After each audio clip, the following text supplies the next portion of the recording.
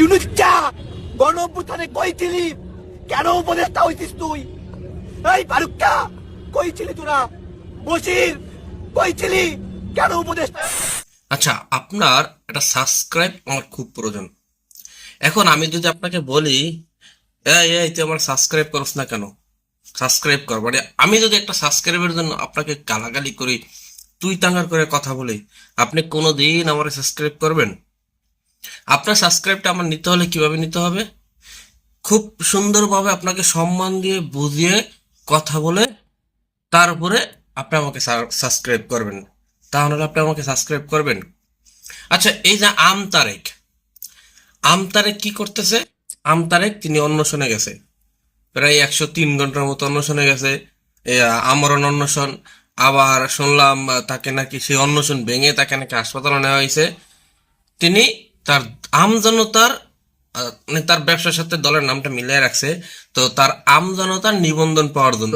আমজনতার নিবন্ধন যে পাবে, যে তাকে নিবন্ধন দিবে, তাকে যদি টিকটিকির বাচ্চা, তেলাপোকার বাচ্চা, তুই তামারি করে গালাগালি করে, তাহলে কোনো দিন তাকে নিবন্ধন দিবে?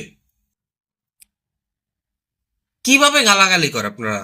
মানে যারা রাষ্ট্রপ্রধান আছে, যারা বর্তমানে রাষ্ট্রীয় ক্ষমতায় আছে, যারা এই আমতারেকে নিবন্ধন আটকিয়ে রাখছে, তাদেরকে কিভাবে গালাগালি করে, আজকে ছোট্ট একটা ভিডিও ক্লিপের মাধ্যমে আপনারা দেখে যান যে এই আমতারেক যদি তাকে যদি নিবন্ধন দেওয়া হয়, তাহলে ও কি করবে ভাবতে পারেন?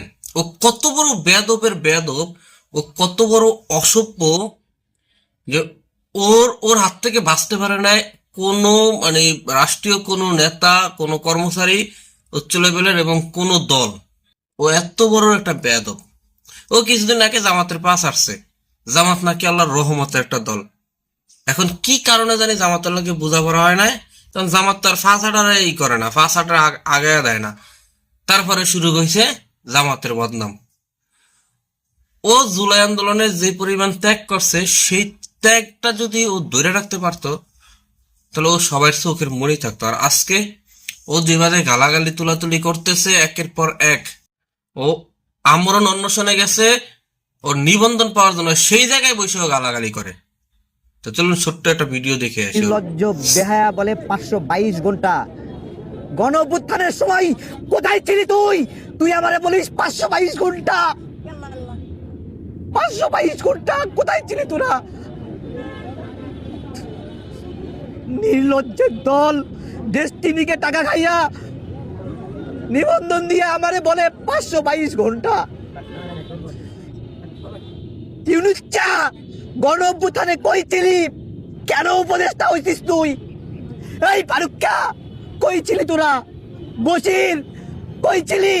কেন উপদেষ্টা হয়েছিস? কি অবদানের কারণে আমরা গুলিবিদ্ধ হয়ে রিমান্ড খাইটাও কেন রাজনীতি করার অধিকার পাচ্ছি না?